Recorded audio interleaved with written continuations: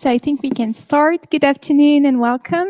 It is with great pleasure that I have the Nous honor pouvons of commencer. introducing this C'est un grand conversation. plaisir pour We are moi quite de privileged présenter to hear two ce writers and dialogue. Nous avons le curators who plaisir uncovered the d'écouter deux ancestral écrivains, de archives curateurs of two qui ont US travaillé Ethiopian dans les photographers, archives which des shed light on the photographes stories, friendships, and activisms qui narrated parlent des by histoires et the des Middle East in the amitiés des 1970s and communautés 1980s. LGBTQ Charlotte dans les Flint années is 80. currently a senior editor at Phaidon, and she will present Nous her sommes recent book, ici avec Thea-Corinne, Charlotte A Forest Flint Fire Between Us, published with et nous Atlas Press. parlera des She archives de has held Théa Corinne curatorial et de positions at the Gottschalk. Hayward Gallery, the Elle a Barbican, and the travaillé dans la Victoria Art galerie Museum, Hayward, le and has Barbican, entre co-developed autres, projects with the et Feminist Library, the Institute of il- Contemporary Arts, and University elle a College travaillé London. dans plusieurs Hélène institutions au Gianecchini Royaume-Uni. holds a PhD in Voici literature and Hélène published in Gianecchini, 2014 a qui est book on Alix professeure. Elle a Kleopio publié un that livre was sur Alix translated Cléopio into qui a English in été traduit 2023. en anglais en She published in 2023. 2020 a novel See Elle with a Your Own Eyes, and last écrit un autre September œuvre, a See with Your Vision Own Mesurée Eyes. d'amitié, which we will discuss today. Et ensuite, nous She will parlerons de also ses tell œuvres us plus tard about her aujourd'hui. first exhibition of Elle nous Donna Gottschalk parlera in Europe, which aussi will de Donna operate Gorja, at the son Bâle expo here en in Paris Europe. in June Elle en parlera 2025. ici à And I think we Paris. should Et start straight ensuite, away je pense and que nous pouvons start with the commencer tout de story suite that led to this exciting en book. racontant So l'histoire qui I'd nous a like to ask menés you, Hélène, à about the beginnings of cette your work with expo. Donna J'aimerais vous Gottschalk. parler des débuts de votre travail avec Donna Gorczak, s'il vous plaît.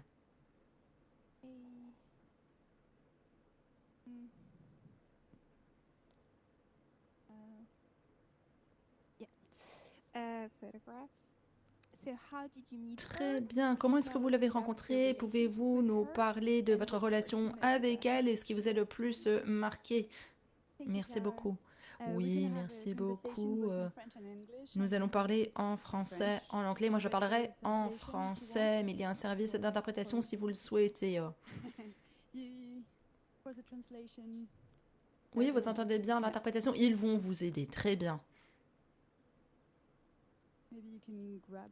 Peut-être que vous pouvez... Oui, voilà, ils viennent vous aider. C'est très bien.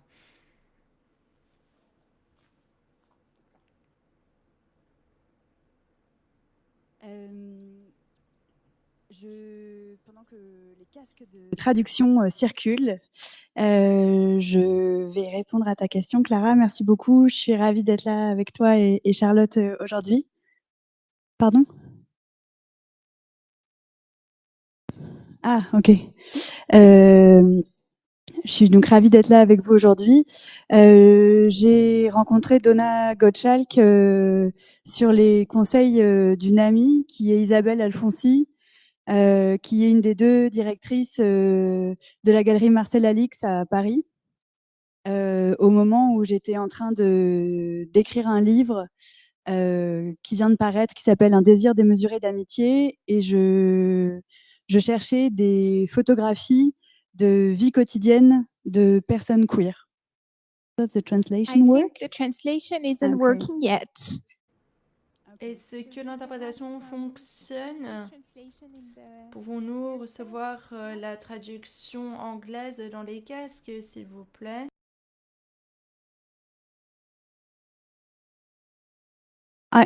I met Donna thanks to your friends, Isabelle Alfonsi. J'ai rencontré Donna grâce à vos amis. J'étais ici à la galerie et j'écrivais un livre qui est sorti. Ceci vient de sortir. Il y a des images, mais c'est plus du texte à propos de l'amitié. Et je cherchais des images du quotidien des personnes queer, c'est-à-dire que je recherchais des personnes dans leur quotidien, les repas, non pas quand ils faisaient la fête, ni la lutte politique. Et des amis m'ont dit, mais tu dois regarder les photos de Donna Gottschalk. Je n'avais jamais entendu parler d'elle. J'ai regardé sur Internet, j'étais ébahie. Après, j'étais à New York quelques semaines, je faisais de la recherche pour mon livre, je lui ai envoyé un texto et elle m'a dit, mais viens me visiter, viens me rendre visite si tu veux. Donc, j'étais dans un car pendant 7 heures. J'ai filé droit au Vermont et j'ai passé 3 jours avec Donna. Nous avons parlé sans arrêt pendant 3 jours. Je pense que j'ai 30 heures d'enregistrement avec elle. Elle m'a envoyé des images, des autoportraits, des images qu'elle a prises de ses amis. Et elle m'a raconté des histoires. Donna est photographe lesbienne née à New York en 1949. Et elle a travaillé pendant quelques années. Et j'ai décidé que je voulais montrer ce qu'elle avait fait car c'est magnifique. Oui, donc là, je pense qu'il est possible de parler en français à présent, si on le souhaite. Ouais. Ok, donc ça refonctionne. Mais je vais te laisser poser la question suivante. Mais tout a commencé un peu par hasard et aussi par l'amitié où on m'a donné ce conseil et je l'ai suivi. Et j'aime assez fonctionner comme ça. Et le travail de Donna, quand je l'ai découvert, je me suis dit assez immédiatement qu'il y avait quelque chose que je n'avais jamais vu jusqu'à présent. Et aussi que les vies qu'elle avait photographiées étaient extrêmement précieuses et que je voulais travailler pour qu'elles soient vues. Thank you. I would like to ask Charlotte the same question. So could you please let us know? Merci, j'aimerais poser la même question à Charlotte. Comment est-ce que tu as découvert le travail de Tia Corinne et pourrais-tu élaborer s'il te plaît? Oui, merci beaucoup, merci. Et c'est vraiment pareil. Je travaillais avec la Bibliothèque féministe à Londres il y a 5 ans, une collection incroyable du mouvement de libération des femmes qui collecte activement tout le matériel en relation avec les manifestations actuelles. Et il dispose d'une collection extraordinaire de livres et de livres photos surtout. Il y a une résidente artistique, Menalka, qui me montrait ce qu'elle aimait dans la collection, qui comprenait cette image que nous avons devant nous. Je n'ai jamais rien vu de pareil. J'ai trouvé que c'était extraordinaire. C'était contemporain, mais cela avait aussi cet aspect pérenne. J'ai pu connaître ce monde mystérieux, qui avait beaucoup de mystique par ces photographes. Je n'avais jamais entendu parler de Tia Corinne avant. C'était vraiment intemporel et j'ai pu rencontrer. C'était grâce à ce photographe que j'ai rencontré dans cette bibliothèque pour sauvegarder les voix des femmes. J'ai donc entamé cette aventure. Il s'agissait d'une rencontre bien chanteuse. C'est plutôt son travail qui m'a trouvé plutôt que j'ai trouvé son travail. Son travail m'a trouvé à un moment dans ma vie où j'étais prête à entamer ce voyage avec quelqu'un. C'est vraiment providentiel. Et donc, j'ai suivi cette aventure et j'ai fait de plus en plus de recherches et j'ai compris que ces archives étaient détenues par l'Université de l'État de l'Oregon, où elle avait donné toute son archive. Ils ont plus de 150 boîtes de matériel. C'est exceptionnel. Lorsque T est décédé,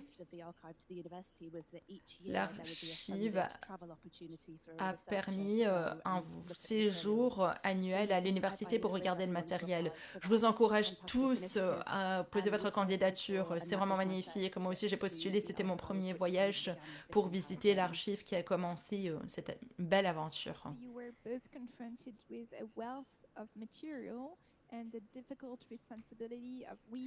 Et c'était une responsabilité délicate d'assembler les deux histoires qui figuraient d'autres personnages aussi, qui ont croisé chaque photographe. Vous pourriez éventuellement nous expliquer comment vous avez navigué ce matériel et ces histoires? Hélène, comme vous l'avez dit, vous avez passé beaucoup de temps à parler à Donna, à apprendre des choses à propos des personnes qu'elle a photographiées au fil des années. Ceci pour recouvrir ces récits oubliés. Peut-être que nous pouvons partager davantage de photographies. Oui, c'est intéressant ce que dit Charlotte, la possibilité d'aller dans l'Oregon consulter des archives pour Donna. Je rebondis juste là-dessus, c'est pas encore le cas. Moi, j'ai essentiellement travaillé chez elle où elle a conservé de manière admirable en fait ses archives, mais qui ont besoin d'être encore classées et triées et certainement aussi données à un lieu qui pourrait accueillir des chercheuses et des chercheurs, ce qui n'est pas encore le cas. Donc moi, une des choses que j'ai faites pour Donna, avant même d'imaginer une exposition, c'est de sortir tous les négatifs. Donna m'a demandé de les ramener en France, donc les nettoyer, les numériser, éditer des planches contact pour tous, pour en fait rendre l'œuvre accessible, parce que c'est l'idéal de pouvoir permettre à des chercheuses et des chercheurs de pouvoir voir tout ça. Donc on est encore au début de ce processus. Donna, une des premières choses qu'elle m'a dit, c'est I'm a working class dyke, donc je suis une Gwyn d'un milieu populaire, et les gens que j'ai photographiés en général meurent 2 fois ou sont oubliés 2 fois. Ils meurent tués par le capitalisme patriarcal, et ils sont oubliés parce qu'ils sont queer et marginaux et parce qu'ils sont pauvres. Et la plupart des gens qu'elle a photographiés sont d'ailleurs morts très jeunes, autour de 40 ans. Et ce qui compte pour elle, c'est de témoigner de ces vies, et pas simplement que ces gens ont existé, mais qu'ils ont eu une certaine vie qu'elle m'a racontée. Et je crois que c'est ce qui est aussi exceptionnel avec le travail de Donna, c'est qu'elle photographie les gens parfois pendant 20, 30 ou 40 ans. Et donc, c'est pas seulement des portraits, mais c'est des destins, presque même au sens sociologique du terme, qui se découvrent. It's working, I'm happy. Par exemple, derrière moi, c'est sa sœur Mary, qu'elle a photographiée de ses 15 ans à sa mort. Mary, elle est morte à 45 ans à peu près, en Californie. Et ce que m'a dit Donna, enfin, on a passé une sorte de contrat. Elle m'a dit, puisque toi, t'es écrivaine et moi photographe, je vais te montrer mes photographies et je vais te raconter toutes les histoires, et ensuite, toi, tu vas les raconter à ton tour. Et donc, j'ai pris très au sérieux cette mission, et j'ai collecté toutes les informations, je l'ai interviewée, j'ai des fois fait des recherches complémentaires pour essayer de recréer, en tout cas d'avoir le plus de traces possible de ces destinées qui sinon ont été sacrifiées. Là, vous voyez Marlene, qui était sa meilleure amie, qu'elle a rencontrée à New York. Marlène arrive à New York dans sa vingtaine, elle a fui sa famille et les violences de sa famille. Elle arrive à New York, elle n'a nulle part où aller, elle va dans un bar lesbien. La tenancière du bar lui dit il y a une fille, elle a un appart, elle accueille toutes les personnes lesbiennes qui ont nulle part où dormir, vas-y, c'est dans Alphabet City. Et elle frappe à la porte, et c'est Donna, et elles sont amies pendant 40 ans. Et l'histoire de Marlène, dans toutes ses évolutions, elle est représentative, je crois, de ce que c'est que la destinée d'une femme lesbienne qui vient d'un milieu populaire aux États-Unis et qui meurt dramatiquement. Marlène, elle est morte à la rue, sans domicile, à 50 ans, d'un cancer qu'elle a choisi de ne pas traiter. Et je crois que les photographies de Donna aussi nous amènent à dire tout ça. Thank you. So Charlotte, in the case of Merci beaucoup. Et Charlotte, dans votre cas ou dans le cas de Tia Corinne, il s'agit du récit de plus d'une personne. Ces photographes ont tendance à montrer la hiérarchie classique et puis la participation d'un groupe créatif. Nous avons une copie d'un magazine ici. Est-ce que vous pouvez nous parler davantage de ces aventures collectives et comment votre travail représente tout cela? Oui, bien sûr. Tout d'abord, je m'excuse, ma traduction ne fonctionne pas. Est-ce que quelqu'un peut m'aider? Mais pour répondre à votre question, Clara, la communauté est au cœur de tout ce qu'est réalisé Tia. Elle a dit qu'elle a grandi dans le sud des États-Unis, dans l'État de la Floride, et puis elle a déménagé à San Francisco quand elle était jeune, vers 27-28 ans. Elle avait épousé un homme et ils ont une relation avec beaucoup d'amour. Oui, elle avait eu des relations avec des femmes par le passé, mais ce n'était que lorsqu'elle est arrivée à San Francisco qu'elle s'est trouvée au cœur de cette communauté féministe, lesbienne, incroyable, avec une idée positive du sexe. C'est là qu'elle a pu accueillir son identité de femme lesbienne. Et ensuite, elle a décrit comment c'était de vivre à San Francisco pendant son coming out. C'était un moment où elle a forgé son identité en tant que lesbienne et comme créateur. Elle a eu des relations avec beaucoup de femmes qui lui ont enseigné des choses dans la vie et lui a appris comment réaliser le travail qu'elle voulait réaliser.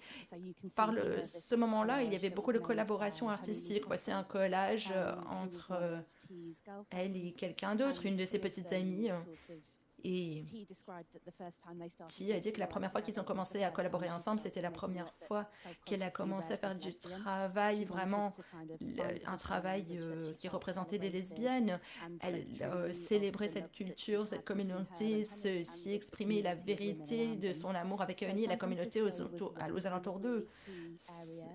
San Francisco était une ville essentielle où elle travaillait dans cette communauté et son art s'est épanoui. Il y a une anecdote drôle où elle a produit quelque chose au début des années 70, un livre de coloriage des photos des vulves des femmes. Et il y avait une fête de coloriage où elle invitait des femmes, où elle avait dessiné leurs vulves, de colorier ce livre ensemble.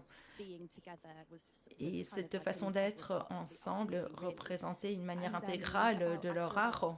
Ensuite, 10 ans plus tard, à San Francisco, elle a déménagé au sud de l'État de l'Oregon.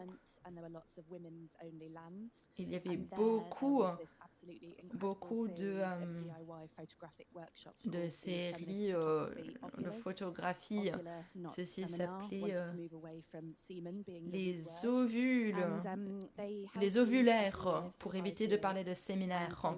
C'est quelque chose qui a été tenu il y a tous les 5 ans. Ils avaient ces événements dans la communauté rurale de l'État de l'Oregon, dans ces cabanes faites à main où ils avaient une chambre noire fabriquée pour la photographie. Et le travail était extraordinaire. Il s'agissait d'un rassemblement pour tirer les enseignements des uns des autres. C'était une façon très démocratique de faire de la photo. Et je pense que beaucoup de ces femmes, lorsque j'étais à l'archive dans l'État de l'Oregon, j'ai eu de la chance, j'ai lu les formulaires de feedback que les participantes des ovulaires ont remplis. Elles ont dit que ceci inspirait énormément de confiance. C'était très macho, dans cet environnement macho dominé par les hommes. Beaucoup d'elles avaient l'impression de participer à quelque chose de plus important qu'elles. Et oui, voici une photo qu'a pris Till de l'ovulaire.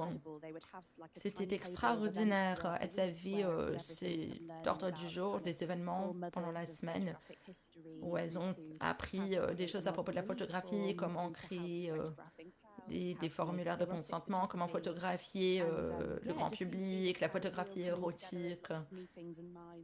Il y avait donc beaucoup d'états d'esprit, beaucoup de mentalités différentes, beaucoup de personnages différents. C'était vraiment transformateur et formateur.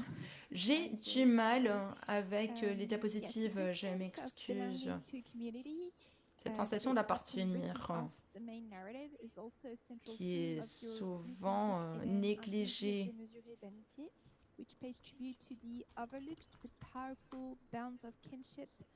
Vous parlez d'amitié, vous parlez de la communauté queer, gay, lesbienne. Dans ce livre, il y avait des photographes de Donna Gottschalk ainsi que des photos d'autres photographes anonymes. Les récits ne peuvent pas être retrouvés, donc vous avez imaginé des récits imaginés. Vous employez la fiction pour donner de la vie à ces personnes et pour insuffler une nouvelle vie. Vous pouvez nous parler de votre engagement poétique avec ce matériel de l'archive. Vous pouvez éventuellement commencer avec la première des photographes dans votre livre. En tant qu'écrivaine, peut-être il faut repréciser cette démarche. Moi, j'écris avec des images, depuis des images, en essayant de développer une sorte d'éthique de l'attention qui serait de ne pas se servir des images comme d'un réservoir à fiction, mais d'essayer de redonner aux gens qui sont photographiés souvent des vies probables. Alors dans le livre, il y a effectivement un chapitre sur Donna Gottschalk où là j'ai simplement raconté ma rencontre avec elle et quelques bribes de ce qu'elle m'a dit. J'ai en projet un autre livre sur Donna où là je pourrais faire place à la multitude de ses vies, puisque je crois que ça demande un livre plus grand pour faire ça. Il y aura aussi un catalogue avec l'exposition qu'on prépare au bal avec Julie Hérault. Et dans mon livre, en fait, j'ai commencé par collecter des photographies amateurs que j'ai trouvées dans des brocantes, que j'ai trouvées, qu'on m'a données, qu'on m'a offert, que j'ai acheté pour quelques centimes et quelques euros. Parfois, il ne reste plus que ça d'une vie. Et je me demande comment, à partir de ces photographies, on peut raconter, donner une vie possible, probable à ces gens. Et cette photographie-là que vous voyez, qui ouvre le livre, je l'ai trouvée à Paris dans le 19e arrondissement. Et c'est donc deux hommes enlacés. Et j'ai d'abord essayé de la dater, cette photographie. Et c'est le sac à dos qui m'a permis de faire ça sur l'image. Et c'est une photographie qui a été prise après la Seconde Guerre mondiale. Et donc je me demande qu'est-ce que c'est d'avoir entre 25 et 30 ans après la Seconde Guerre mondiale et d'être homosexuel. Qu'est-ce que c'est Qu'est-ce que ça a été la vie de ces deux hommes? Comment est-ce qu'ils ont vécu en 1942 le durcissement des lois qui criminalisent l'homosexualité? Qu'est-ce que ça leur a fait? Comment est-ce que ils vivent le fait que leur sexualité soit catégorisée comme une pathologie mentale à cette époque? Et j'essaye en fait d'imaginer une vie depuis la photographie, puisque de ces existences, il reste peut-être d'autres choses ailleurs, mais moi je n'ai que ça. Et je suis très marquée par un très beau texte de Foucault qui s'appelle La vie des hommes infâmes, qu'il a écrit en 1977, qui est en fait la préface d'un livre qu'il a jamais écrit, mais qui est un projet où il dit que il veut travailler à partir des registres d'internement du XVIIIe siècle. Il dit que parfois d'une vie, il ne reste que les 3 lignes d'un registre d'internement, par exemple religieux apostat, sodomite s'il en faut, monsieur machin, vaque à travers la campagne, et on ne sait pas pourquoi. Il reste que ça, que quelques phrases du pouvoir qui disent pourquoi est-ce que quelqu'un a été arrêté. Et lui, il dit qu'il collecte ces phrases-là comme un herbier d'existence et qu'il a le projet d'écrire sur chacune de ces vies. Alors moi, je travaille pas avec des registres judiciaires, mais je travaille avec des photographies et je crois que j'ai un peu le même projet qui est de redonner, de faire cet herbier, de redonner une histoire possible à chacune de ces vies qui sinon ont disparu. Oui, je peux montrer d'autres d'autres exemples de ces photographies. Je ne sais pas si tu veux les... Cette image, elle vient de Mémoire des sexualités, qui est un lieu à Marseille qui collecte, où il y a un certain nombre d'archives qui sont collectées. Et c'est un album qu'un homme a fait de ses amants. Et très systématique. On peut admirer la précision dans l'archive. Il y en a d'autres. Et je me suis beaucoup demandé, alors il y a des lieux comme la Mémoire des sexualités, mais moi je me suis beaucoup demandé pourquoi en tant que personne française, je suis beaucoup allée aux États-Unis trouver mon histoire. Et pourquoi, quel est ce paradoxe qui fait que dans la photographie de Donna Gottschalk, j'ai trouvé, moi, quelque chose qui me manquait dans une forme de représentation de ma propre vie. Et qui aurait un travail à faire. Alors ça a été très important d'aller dans des lieux d'archives, de discuter avec Donna qui a une œuvre. Là, c'est pas du tout de photos du même genre, mais c'est une question que je me pose souvent, enfin, et qu'on est plusieurs à se poser. Pourquoi est-ce qu'on doit traverser l'océan pour trouver des images qui parlent de nous? Et je pense que c'est une question qu'il est bien de se poser, quoi. Thank you. Je vous remercie. La politique de la visibilité, la puissance de l'amitié se trouve dans le travail de Théa Corinne. Charlotte, vous écrivez que oui, les photographies de T sont érotiques, pleines de joie et sensuelles. Ces photographes sont aussi politiques. Pouvez-vous nous expliquer comment Corinne a utilisé la photographie pour souligner des histoires cachées, pour dépasser les stéréotypes? Ah oui, tout à fait. Donc,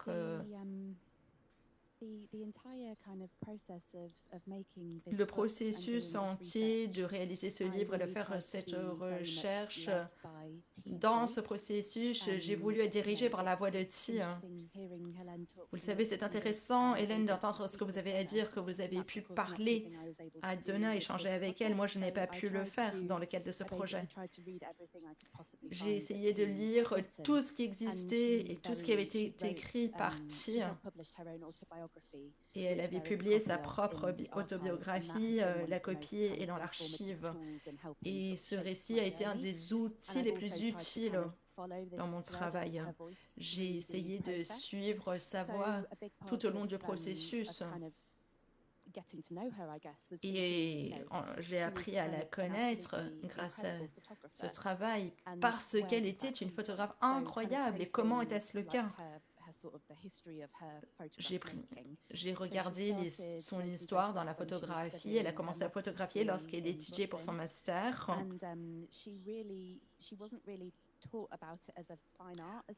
Elle ne l'avait pas appris formellement plus tôt. Pour elle, c'était une manière de rassembler l'art et la politique. Pour elle, il s'agissait d'un outil. Elle avait grandi au sud des États-Unis. Elle était active pendant le mouvement pour les droits civils. Et pour elle, la photographie avait été utilisée, l'est toujours évidemment. C'était un outil pour des mouvements de libération, des mouvements de manifestation. Elle associait donc la photographie avec ces mouvements. C'était toujours imprégné dans cette énergie politique. Elle a retrouvé la photographie et des techniques de photographie comme la solarisation, ceci pour ses propres fins. Les photos érotiques pleines de joie, mais aussi très politiques. Elle a donc solarisé ses photographies. Peut-être qu'on pourrait regarder une des photos solarisées dans un instant. Et là, elle décrit, oui, celle-ci, sur la sagesse sinistre. C'était à la une d'un magazine. Elle a décrit la technique de la solarisation. Elle a parlé de sa beauté en disant on dirait que les corps étaient illuminés de l'intérieur. Par sa photographie, elle a dit qu'elle voulait capturer cette énergie sexuelle qu'elle retrouvait dans la solarisation. Et aussi, c'était une technique pour sécuriser, garantir la sécurité de ces sujets, car vous ne pouvez pas identifier les sujets dans ces photos. Vous avez donc ce côté érotique, passionné, puissant et politique. Je reviens maintenant au poster. Il s'agissait de la 3e édition de Sinister Wisdom, la sagesse sinistre, et elle a photographié pour la 3e revue. C'était très populaire. Ils lui ont demandé si ceci pouvait être un poster. Lorsqu'elle a essayé de publier cette photo, elle avait voulu l'envoyer à l'Atlas sexuel du monde. Mais le rédacteur en chef a dit non en disant que les seins étaient trop longs, les cheveux étaient trop courts, ne voulait pas publier cette photo. C'était une réponse très dérogatoire et elle m'a dit bah non. Je vais faire à ce que cette photo soit si connue. Elle l'a convertie en poster, en couverture de magazine pour surmonter cette objection misogyne. Et donc, ceci l'a permis de faire tout cela avec cette photo. Alors, très souvent, elle me les mettait dans des couvertures de magazines et ça l'intéressait que tout cela circule. La photographie était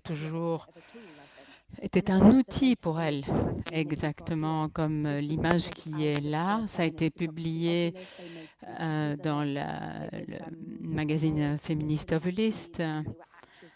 Et il cherchait donc des photos de femmes qui avaient le sentiment de ne pas être représentées dans les photos. Je vous encourage vraiment à regarder ce magazine.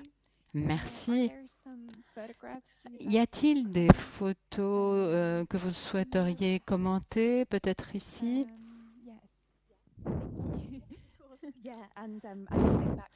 Et je voudrais revenir aux ovulaires. qui ont été faites pendant l'atelier. Il y a cette partie spécifique. C'est l'une des sessions dans lesquelles ils ont essayé de faire des photos érotiques. Et oui, il y avait toujours quelque chose de... La première chose pour moi, c'est qu'il y a beaucoup de joie. Et je lisais beaucoup de choses à l'époque comme quoi la joie était un élément tout à fait important. J'ai pensé à Mary Brown, par exemple, Safika Rosa, et je pense que il y avait une urgence et beaucoup de personnes érudites ont parlé de cette joie et la justice sociale et le lien entre les deux. Et tout cela parlait à tous ces artistes dans ces ateliers, des femmes qui avaient été mises sur le côté dans leur communauté. Toutes les femmes qui participaient à ces ateliers ne s'identifiaient pas comme étant lesbiennes, mais en général, celles qui l'étaient étaient marginalisées. Et pour moi, cela, c'est vraiment l'érotisme, la joie, et tout ça, c'est un acte politique. Et la circulation de ces images a fait rentrer ça dans la conscience du public, en fait. Donc, ils essayaient de façon active à toucher des femmes qui étaient marginalisées, donc des femmes qui vivaient dans des communautés rurales, par exemple, à San Francisco. C'est une ville très vivante, mais il y avait beaucoup de communautés de femmes qui vivaient dans des régions rurales. Et l'idée, c'était de toucher ces femmes-là et s'assurer qu'elles soient célébrées et que leur corps soit célébré. Elles ne voulaient pas reproduire des images de lesbiennes photographiées par des hommes. L'idée était vraiment de célébrer tout le monde, des femmes de couleur, et c'était un aspect tout à fait impatient. Il fallait vraiment une célébration de ces femmes. Alors, ça, c'est l'une des photos que je préfère parmi toutes les photos. C'est Joanie Byron qui l'a prise, qui connaissait Donna très bien. C'est une photographe formidable. Elle a pris cette photo pendant l'une des sessions Ovela. C'était l'un des ateliers de photos érotiques et je pense que ça me fait rire à chaque fois que je la regarde, cette photo. C'est tellement joyeux et c'est vraiment une vraie célébration. Elles avaient des discussions. Elles disent qu'elles voulaient être nues elles-mêmes quand elles prenaient en photo des femmes qui étaient nues. Donc, il y a quelque chose qui résonne entre Donna et Ti. Elles étaient vraiment engagées et dans le fait qu'elles voulaient que leur modèle soit à l'aise. Et c'est vraiment quelque chose que l'on retrouve dans le travail à la fois de Donna et de Ti.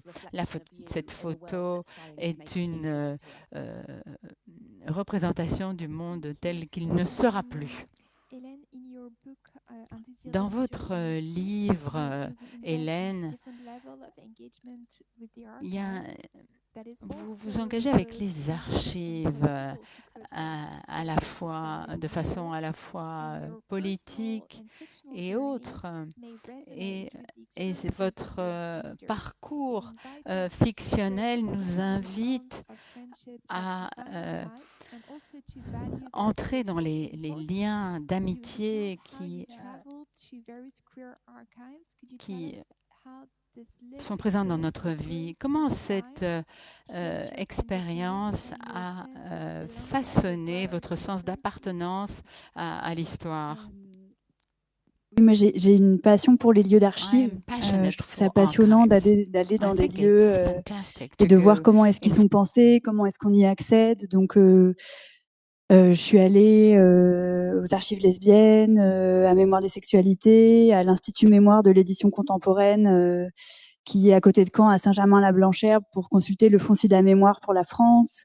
Mais je suis aussi allée au Lesbian Her Story Archive de New York, à la Gay, Lesbian, Bi and Trans Historical Society de San Francisco, avec l'idée que j'allais me donner ma propre histoire, qu'une partie de mon histoire ne m'avait pas été racontée et que j'allais aller la chercher. Et que je pense que les histoires de famille sont des fictions et donc je m'y sens complètement libre, donc je peux choisir un peu, en fait, qui est ma famille, qui constitue cette famille. Donc je me suis assez librement promenée et j'ai ouvert des boîtes et cherché des images et je suis tombée sur des... Et c'est toujours très bouleversant, je trouve, le travail de l'archive. Ça se passe par le corps. On a toujours l'impression que les archives, c'est quelque chose d'assez désincarné, mais je me rappellerai toujours à San Francisco ouvrir une boîte et sortir une perruque parce que c'était les archives d'une drag queen de San Francisco qui avait tout donné, et ses costumes et ses perruques et ses photos. C'est des choses qu'on porte, c'est des choses qu'on garde chez soi. En un sens, pour Donna, j'essaye aussi de constituer avec elle son archive. C'est-à-dire, j'ai ramené en France pour l'exposition toutes les publications féministes auxquelles elle a participé pour essayer de tout scanner, les négatifs pour les nettoyer, les cataloguer. Mais aussi, j'ai par exemple, Donna, elle faisait partie du Gay Liberation Front à New York, qui est donc un des premières organisations qui se fondent après les émeutes de Stonewall pour les droits des personnes homosexuelles. Et ils se réunissaient dans une église, The Church of the Holy Apostles. Ils avaient une carte de visite et Donna, elle a gardé une carte de visite du Gay Liberation Front au dos de laquelle elle a noté le numéro d'une fille qu'elle était en train de draguer. Et ça, par exemple, c'est des archives totalement vivantes. Ou alors le premier numéro, j'y pense, le premier numéro de Come Out, qui est le journal du Gay Liberation Front, qui est une rareté, c'est très difficile de les trouver en bon état.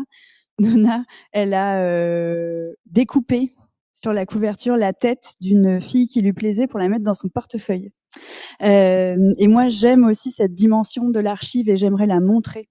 J'aimerais trouver des moyens, et on est en train d'y réfléchir avec le bal, comment est-ce qu'on peut garder ces traces vivantes, parce qu'elles sont traversées par d'autres existences.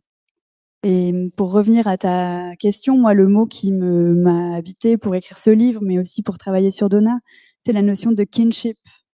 Et en français, on a du mal à la traduire parce que ça serait parenté, mais on entend très fort parent.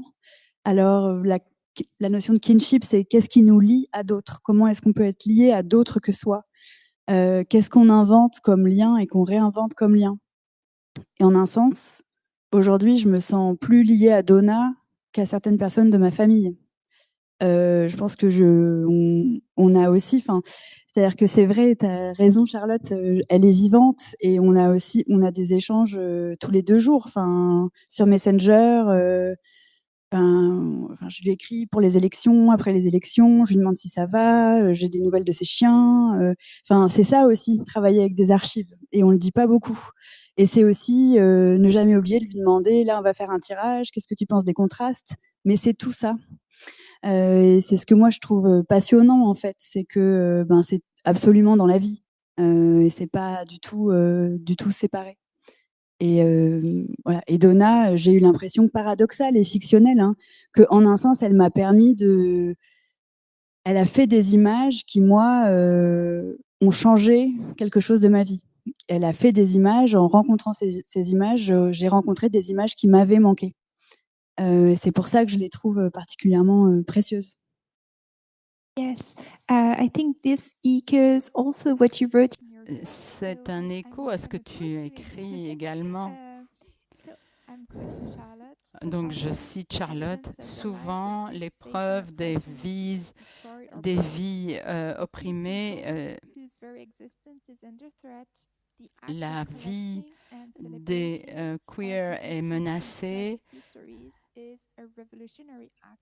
est un acte révolutionnaire, un acte d'amour.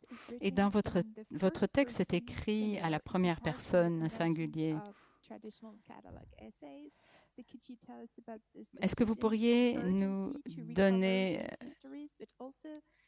la raison pour laquelle vous avez fait ça? Vous avez voulu trouver d'autres manières de le faire? Votre question est très intéressante.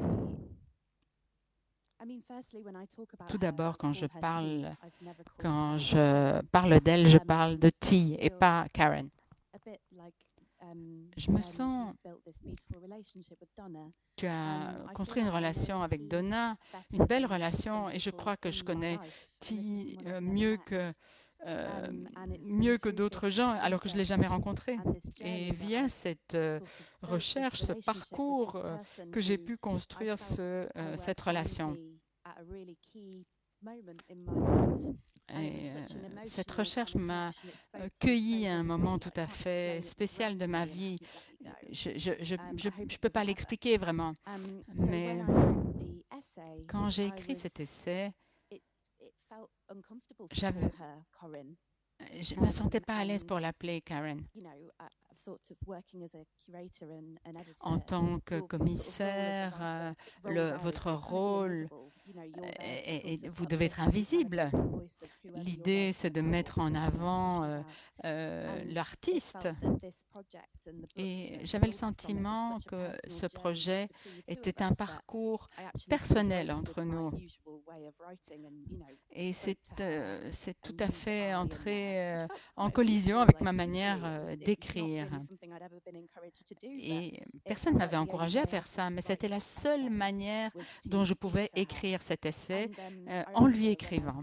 Et je me rappelle que je lui écrivais des lettres. C'était une manière de réfléchir à ma relation avec elle.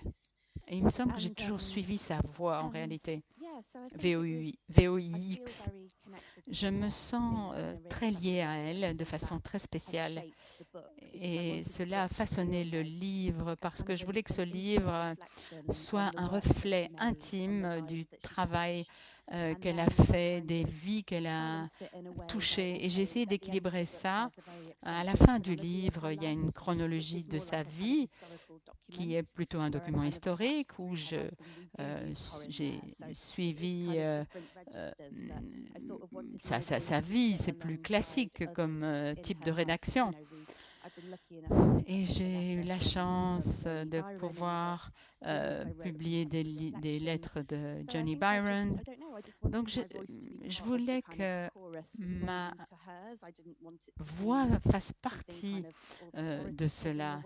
Je ne voulais pas que ce soit quelque chose d'autoritaire. Je pénètre un peu cette conversation. Et j'espère que ça fait écho à la générosité et aux voix qui sont célébrées dans ces archives incroyables. Je me sens vraiment reconnaissante d'avoir eu accès à tout cela. Et aujourd'hui, je pense que c'est très important de s'assurer que ces histoires qui sont souvent détruites, mises de côté, soient célébrées. Ça semble plus essentiel que jamais. Même l'archive et l'idée d'une histoire accessible au public, ce qui l'a toujours mue dans sa pratique, c'est comme s'il n'y avait pas d'histoire d'idées lesbiennes dans le passé. Et elle voulait contribuer par son travail à cette vision historique. Et j'admire cela.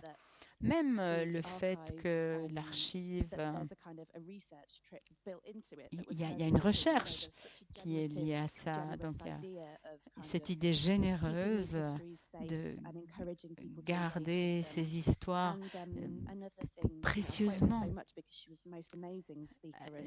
C'était une écrivaine et une oratrice hors pair, et elle a expliqué comment elle expliquait que souvent ces vies gays étaient éphémères, et elle espérait vraiment que les gens reviennent à ces histoires, et elle voulait s'assurer que les gens ne soient pas oubliés.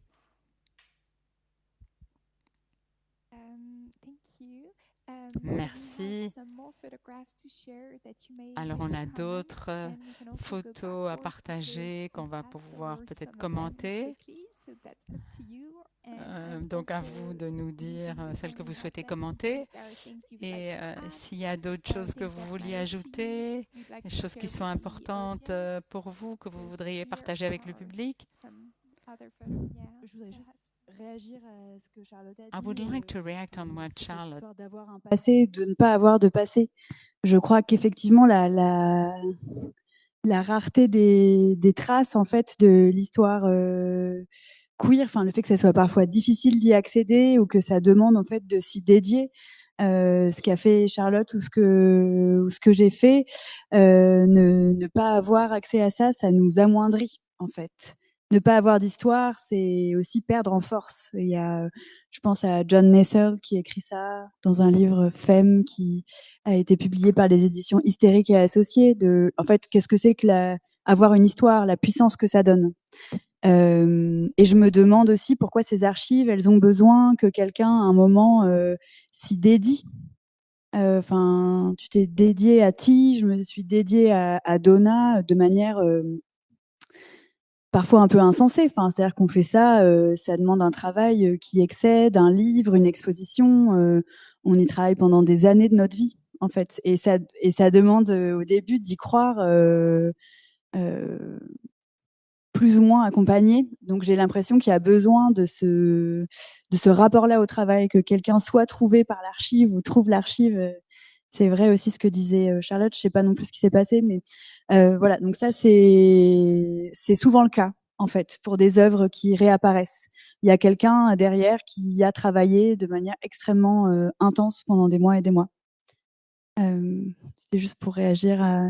Et pour Donna, ce que je voulais dire aussi sur l'importance de l'écouter, c'est que, en fait, c'est assez délicat Donna, pendant longtemps, elle n'a pas voulu montrer son travail en disant qu'elle voulait pas que les gens qu'elle avait photographiés soient soumis à nouveau à de la violence, à des moqueries, et donc elle a gardé son œuvre secrète.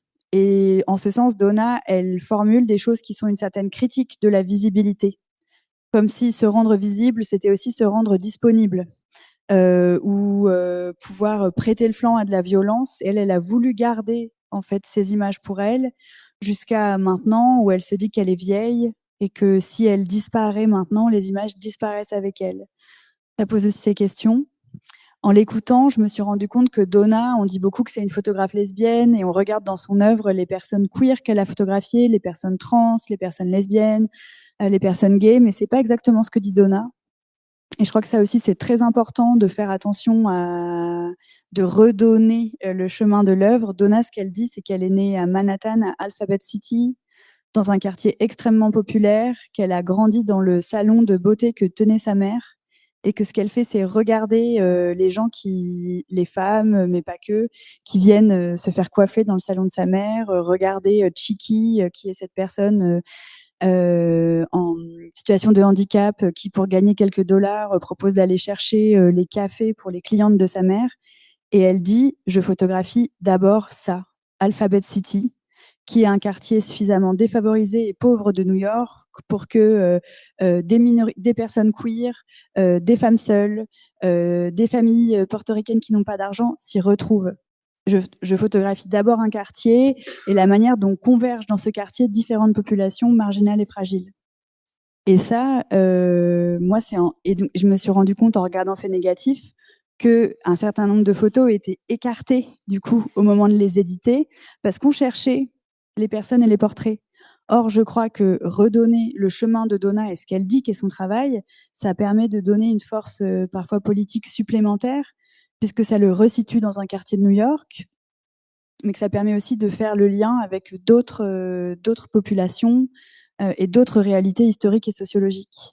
Donc ça demande, voilà, il faut pas se laisser emporter, quoi. Enfin, ça demande d'être très précautionneux, en fait, et de pouvoir dire, ok, Donna, on dit tout le temps que c'est ça qu'elle a photographié. Est-ce que c'est vrai? Est-ce qu'elle me dit oui? Et de vérifier. Enfin, moi, j'ai l'impression d'avancer très doucement et de tout le temps revenir un peu sur mes pas pour être sûre que je ne fais pas dire à l'œuvre ce qu'elle ne dit pas. Is there something you would like to add or photographs you would like to comment? I'm sorry. Is Y there a-t-il des choses que vous voudriez ajouter ou des commentaires?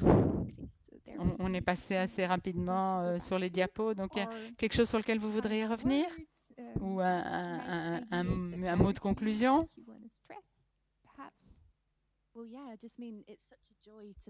C'est vraiment, je suis ravie de cette conversation, je vous remercie. C'est quelque chose de très émouvant de cette présentation conjointe des deux photographes. Je me demandais si elles se donnaient toutes les deux, Donna et T. Est-ce que... Non, je ne crois pas qu'elles se soient connues, non. Parce qu'il y a T a fait énormément de portraits également. Elle a photographié des écrivains, des artistes, etc. Moi, j'ai trouvé le nom de Donna nulle part, mais probablement qu'elles se sont connues ou entendu parler l'une de l'autre. C'est peut-être quelque chose qu'on doit investiguer l'une et l'autre, mais c'est vraiment très chouette d'être ici aujourd'hui, de pouvoir parler de ces archives et tout ces... C'est quelque chose qu'on voit beaucoup dans des salons ou dans des expos, donc la célébration de personnes qui ont été mises de côté, à dessein ou non. Merci. Merci pour le partage, toutes vos histoires inspirantes. Est-ce qu'il y a des questions dans le public? Oui.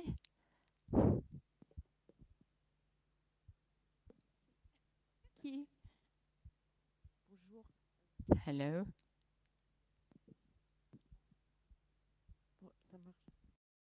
Si Ça marche? on nous dit qu'il faut parler près du micro, c'est pour ça. Ça marche là? Ah voilà, ça y est.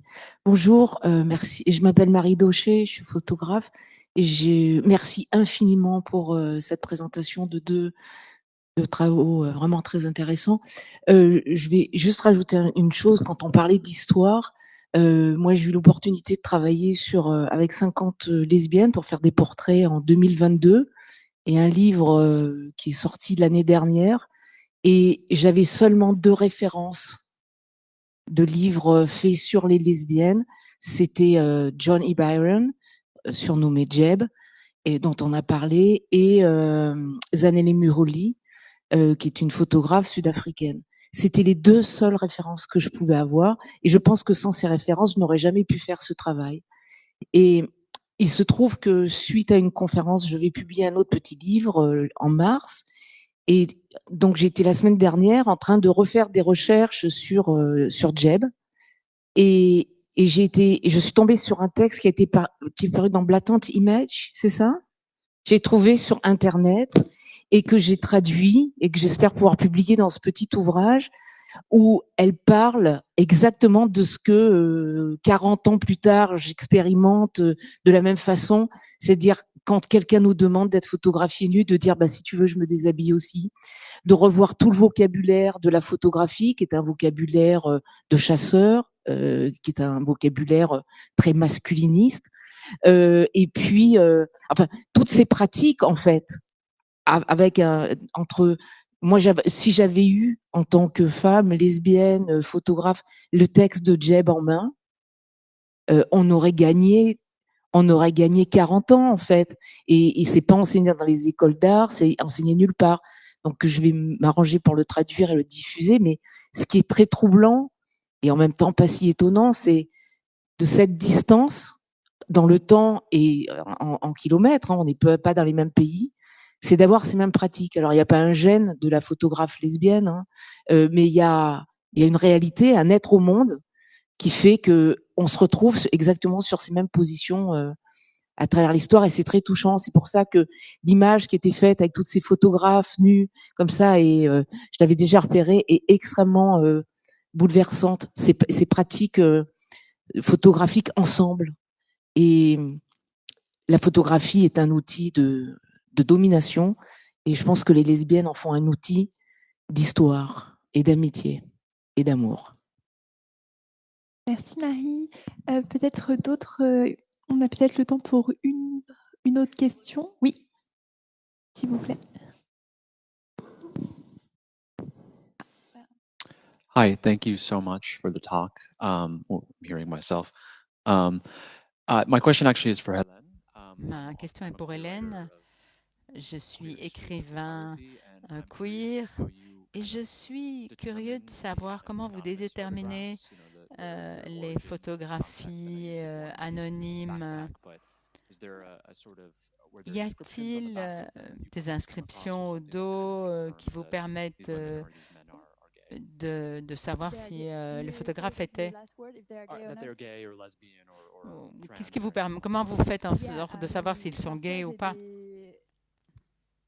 I do it in English. Oui, ça dépend. J'ai des photos où il n'y a rien derrière. J'ai des photos où j'ai un petit mot for my love and a name.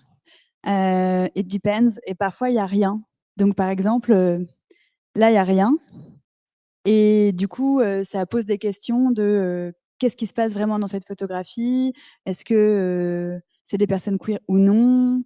Ça m'est arrivé d'aller, par exemple, c'est une question que je me suis posée souvent, ça m'est arrivé souvent d'aller chez des personnes qui collectionnent et vendent des photographies amateurs et anonymes, et dans une même boîte qui s'appelle souvent cross-dressers, travestissement.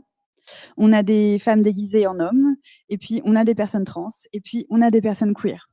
Et comment est-ce qu'on fait la différence?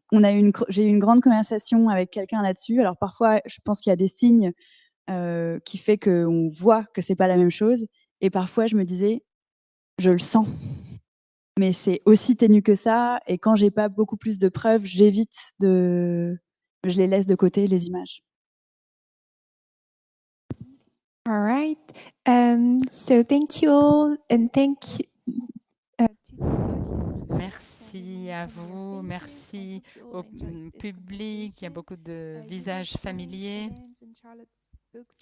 Vous allez trouver les livres d'Hélène et de Charlotte ici à l'expo.